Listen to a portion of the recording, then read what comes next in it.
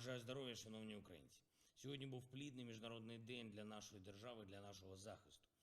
Good health to you, fellow Ukrainians. It was a fruitful international day of our country, for our defense. Another meeting in the Ramstein format was held, the 10th one already. Ammunition for our warriors, artillery, tanks, protection of Ukrainian skies, all this was discussed. There are solutions. I'm grateful to the United States, which coordinates Ramstein, and all of our partners for their unfledgling willingness to help.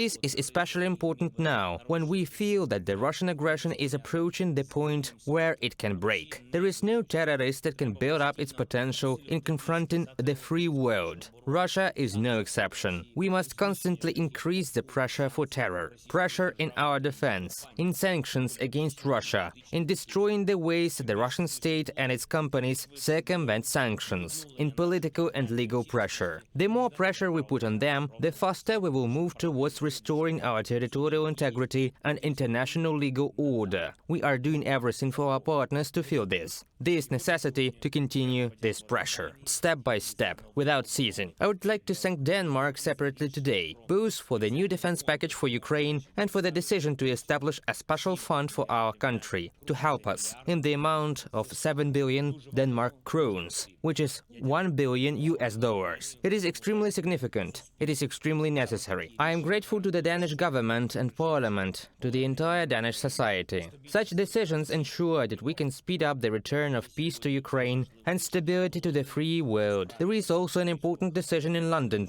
in the case of the Kremlin bribe to Yanukovych back in 2013, when Russian money and dirty schemes with the then politicians in Ukraine were actually used as part of the aggression against our country, an aggression that began back then, politically, economically, and later with the use of special services and military force. It is in this context that the $3 billion bonds case should be considered, fully considered, and this is fair. I addressed the participants of the powerful British Conference of the Society of Editors. This is a gathering of leading media professionals in the United Kingdom, authoritative journalists, authoritative editors, people who have actually dedicated their lives to freedom of speech. I urged them to spread the truth even more actively about Russian aggression, about our people whose lives are being destroyed by Russia, about our defense, which is returning freedom and security to Ukrainians and all Europeans. Journalists, the free media of Ukraine and the world have done a lot during this war to make Russian terror lose, to make Russian propaganda lose. And I want to emphasize, they did it simply by spreading information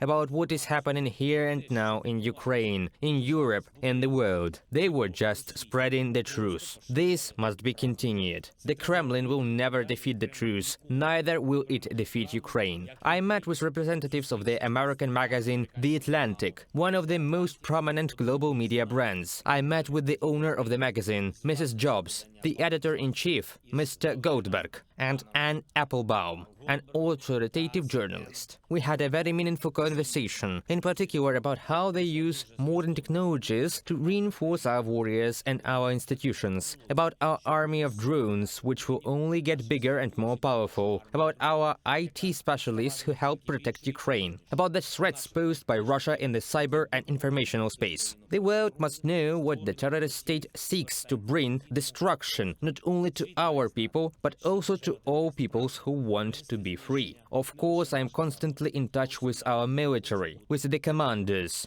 Everything we do, everything the state does, is subordinated to one task: to give each of our warriors more capabilities to fight, to give each of our cities more security. As always, I would like to commend our warriors who are delivering results in critical areas of the front line. Of course, Bakhmut, of course, Donetsk region in general, but also the south and Kharkiv region. We do not forget about any of the directions of state defense. The 54th and 92nd Separate Mechanized Brigades. Guys, thank you for your resilience and strength in Bakhmut. The 3rd Operational Brigade of the National Guard and our border guards, who are fighting for Bakhmut together with all units of the defense and security forces. Thank you, warriors. Thank you for your courage and for replenishing our exchange fund. the 15th Separate Regiment and the 1st Presidential Operational Brigade of the National Guard. I thank you for your results in the battles for the cities of Donetsk region, the border guards of Kharkiv region. Thank you for your strong counteraction to the enemy. The 406th Separate Artillery Brigade and the 131st Separate Reconnaissance Battalion. Thank you, warriors, for the defense of Kherson region. Thank you for your powerful responses to enemy strikes at Ukrainian cities. The occupier must be destroyed. Thank to you, everyone who makes this possible. Glory to each and everyone who is now in combat. Glory to everyone who helps. Glory to Ukraine. Хто зараз в бою, слава усім, хто допомагає. Слава Україні!